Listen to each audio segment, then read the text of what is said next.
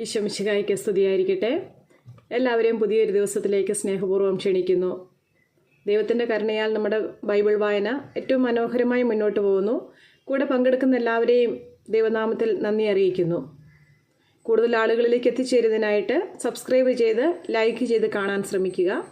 നിങ്ങളുടെ പരിചയക്കാരിലേക്കൊക്കെ ഷെയർ ചെയ്തും കൊടുക്കുക. അപ്പോൾ കൂടുതൽ ആൾക്കാരും നമ്മളോടൊപ്പം ഈ വചന വായനയിൽ പങ്കെടുക്കുമല്ലോ. നമുക്കിപ്പോൾ ഇന്നത്തെ വായന ആരംഭിച്ചാലോ? ഇന്ന് നമ്മൾ വായിക്കാൻ പോകുന്ന ഭാഗം വിശുദ്ധ മർക്കോസ്ലീഹായുടെ സുവിശേഷം അധ്യായം 11. ജെറുസലേമിലേക്ക് രാജകീയ പ്രവേശം. അവർ ജെറുസലേമിനെ സമീപിക്കുകയായിരുന്നു. ഒലിവുമലയ്ക്ക് സമീപമുള്ള ബെത്ഫഗെ, ബെഥാനിയ എന്നീ സ്ഥലങ്ങൾക്കടുത്തെത്തിയപ്പോൾ അവൻ 2 ശിഷ്യന്മാരെ അയച്ചുകൊണ്ട് പറഞ്ഞു, എതിരെ കാണുന്ന ഗ്രാമത്തിലേക്ക് ചെല്ലുവിൻ. അതിൽ പ്രവേശിക്കുമ്പോൾ തന്നെ ആരും ഒരിക്കലും കയറിയിട്ടില്ലാത്ത ഒരു കഴുതക്കുട്ടിയെ കെട്ടിയിരിക്കുന്നത് കാണും. അതിനെ അഴിച്ചുകൊണ്ട് വരുവിൻ. നിങ്ങൾ എന്തിനാണ് ഇങ്ങനെ ചെയ്യുന്നതെന്ന് ആരെങ്കിലും ചോദിച്ചാൽ കർത്താവിന് അതിനെക്കൊണ്ട് ആവശ്യമുണ്ട്, ഉടനെ തിരിച്ചയക്കുന്നതാണെന്ന് പറയുക. അവർ പോയി തെരുവിലൊരു പടിവാതിൽക്കൽ ഒരു കഴുതക്കുട്ടിയെ കെട്ടിയിരിക്കുന്നത് കണ്ടു. അവർ അതിനെ അഴിക്കുമ്പോൾ അവിടെ നിന്നിരുന്നവർ അവരോട് ചോദിച്ചു, നിങ്ങൾ എന്തിനാണ് കഴുതക്കുട്ടിയെ അഴിക്കുന്നത്? യേശു പറഞ്ഞതുപോലെ ശിഷ്യന്മാർ മറുപടി പറഞ്ഞു. അതിനെ കൊണ്ടുപോകുവാൻ അവർ അനുവദിച്ചു. അവർ കഴുതക്കുട്ടിയെ യേശുവിൻ്റെ അടുത്ത് കൊണ്ടുവന്ന് അതിൻ്റെ പുറത്ത് തങ്ങളുടെ വസ്ത്രങ്ങൾ വിരിച്ചു. അവൻ കയറിയിരുന്നു. വളരെ പേർ തെരുവീതിയിൽ തങ്ങളുടെ വസ്ത്രങ്ങൾ വിരിച്ചു. മറ്റുള്ളവർ വയലിൽ നിന്ന് പച്ചിലക്കൊമ്പുകൾ മുറിച്ചു നിരത്തി. അവൻ്റെ മുമ്പിലും പിമ്പിലും നടന്നിരുന്നവർ വിളിച്ചു പറഞ്ഞു, ഹോസാന, കർത്താവിൻ്റെ നാമത്തിൽ വരുന്നവൻ അനുഗ്രഹീതൻ. നമ്മുടെ പിതാവായ ദാവീദിൻ്റെ സമാഗതമാകുന്ന രാജ്യം അനുഗ്രഹീതം. ഉന്നതങ്ങളിൽ ഹോസാന. അവൻ ജെറുസലേമിൽ പ്രവേശിച്ച് ദേവാലയത്തിനുള്ളിലേക്ക് പോയി ചുറ്റും നോക്കി എല്ലാം കണ്ട ശേഷം നേരം വൈകിയിരുന്നതിനാൽ 12 പേരോടും കൂടെ ബഥാനിയയിലേക്ക് പോയി അത്തിവൃക്ഷത്തെ ശപിക്കുന്നു. അടുത്ത ദിവസം അവൻ ബഥാനിയയിൽ നിന്ന് വരുമ്പോൾ അവന് വിശക്കുന്നുണ്ടായിരുന്നു. അകലെ തളിരിട്ട് നിൽക്കുന്ന ഒരു അത്തിമരം കണ്ട് അതിൽ എന്തെങ്കിലും ഉണ്ടാകാം എന്ന് വിചാരിച്ച് അടുത്തു ചെന്നു. എന്നാൽ ഇലകളല്ലാതെ മറ്റൊന്നും കണ്ടില്ല. അത് അത്തിപ്പഴങ്ങളുടെ കാലമല്ലായിരുന്നു. അവൻ പറഞ്ഞു, ആരും ഇനി ഒരിക്കലും നിന്നിൽ നിന്ന് പഴം തിന്നാതിരിക്കട്ടെ. അവൻ്റെ ശിഷ്യന്മാർ ഇത് കേട്ടു. ദേവാലയ ശുദ്ധീകരണം. അവർ ജെറുസലേമിലെത്തി. അവൻ ദേവാലയത്തിൽ പ്രവേശിച്ച് അവിടെ ക്രയവിക്രയം ചെയ്തുകൊണ്ടിരുന്നവരെ പുറത്താക്കാൻ തുടങ്ങി. നാണയമാറ്റക്കാരുടെ മേശകളും പ്രാവ് വിൽപ്പനക്കാരുടെ ഇരിപ്പിടങ്ങളും അവൻ തട്ടിമറിച്ചിട്ടു. ദേവാലയത്തിലൂടെ പാത്രങ്ങൾ ചുമന്നുകൊണ്ട് പോകാൻ ആരെയും അവൻ അനുവദിച്ചില്ല. അവൻ അവരെ പഠിപ്പിച്ചു, എൻ്റെ ഭവനം എല്ലാ ജനതകൾക്കുമുള്ള പ്രാർത്ഥനാലയം എന്ന് വിളിക്കപ്പെടുമെന്ന് എഴുതപ്പെട്ടിട്ടില്ലേ? നിങ്ങൾ അതിനെ കവർച്ചക്കാരുടെ ഗുഹയാക്കി തീർത്തിരിക്കുന്നു. ഇത് കേട്ടപ്പോൾ പ്രധാന പുരോഹിതന്മാരും നിയമജ്ഞരും അവനെ നശിപ്പിക്കുവാൻ മാർഗം അന്വേഷിച്ചു. കാരണം അവനെ അവർ ഭയപ്പെട്ടു. ജനങ്ങളെല്ലാം അവൻ്റെ പ്രബോധനങ്ങളെക്കുറിച്ച് വിസ്മയിച്ചിരുന്നു. വൈകുന്നേരമായപ്പോൾ അവർ നഗരത്തിന് വെളിയിലേക്ക് പോയി. വിശ്വാസത്തിൻ്റെ ശക്തി. അവർ രാവിലെ അത്തിമരത്തിൻ്റെ സമീപത്തൂടെ കടന്നു പോകുമ്പോൾ അത് സമൂലം ഉണങ്ങിപ്പോയിരിക്കുന്നത് കണ്ടു. അപ്പോൾ പത്രോസ് അവനെ അനുസ്മരിപ്പിച്ചു, ഗുരു, നോക്കൂ, നീ ശപിച്ച അത്തിമരം ഉണങ്ങിപ്പോയിരിക്കുന്നു. യേശു പ്രതിവചിച്ചു, ദൈവത്തിൽ വിശ്വസിക്കുക. സത്യമായി ഞാൻ നിങ്ങളോട് പറയുന്നു, ആരെങ്കിലും ഈ മലയോട് ഇവിടെ നിന്ന് മാറി കടലിൽ ചെന്ന് വീഴുക എന്ന് പറയുകയും ഹൃദയത്തിൽ ശങ്കിക്കാതെ താൻ പറയുന്നത് സംഭവിക്കുമെന്ന് വിശ്വസിക്കുകയും ചെയ്താൽ അവനത് സാധിച്ചു കിട്ടും.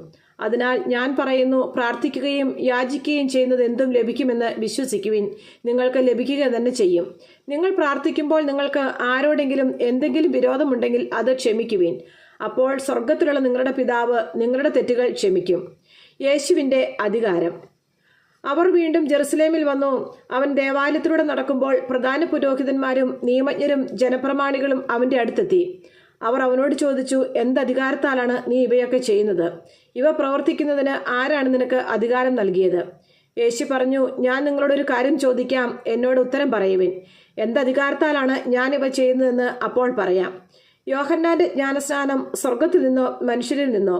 ഉത്തരം പറയുവിൻ. അവർ പരസ്പരം ആലോചിച്ചു. സ്വർഗത്തിൽ നിന്ന് പറഞ്ഞാൽ പിന്നെ എന്തുകൊണ്ട് നിങ്ങൾ അവനെ വിശ്വസിച്ചില്ല എന്ന് അവൻ ചോദിക്കും. മനുഷ്യരിൽ നിന്ന് പറയാൻ അവർക്ക് ജനങ്ങളെ ഭയമായിരുന്നു. കാരണം യോഹന്നാൻ യഥാർത്ഥത്തിൽ ഒരു പ്രവാചകനാണെന്ന് എല്ലാവരും കരുതിയിരുന്നു. അതിനാൽ അവർ യേശുവിനോട് പറഞ്ഞു, ഞങ്ങൾക്ക് അറിഞ്ഞുകൂടാ. അപ്പോൾ യേശു പറഞ്ഞു, എന്തധികാരത്താലാണ് ഞാനിവ ചെയ്യുന്നതെന്ന് ഞാനും നിങ്ങളോട് പറയുന്നില്ല. നമ്മുടെ കർത്താവായ യേശു മിശിഹായ്ക്ക് സ്തുതി. സങ്കീർത്തന പുസ്തകത്തിനുള്ള വായന. അധ്യായം 38. രോഗിയുടെ രോദനം. കർത്താവെ, അങ്ങയുടെ കോപത്തിൽ എന്നെ ശാസിക്കരുതേ, അങ്ങയുടെ ക്രോധത്തിൽ എന്നെ ശിക്ഷിക്കരുതേ. അങ്ങയുടെ അസ്ത്രങ്ങൾ എന്നിൽ ആഞ്ഞു തറച്ചിരിക്കുന്നു.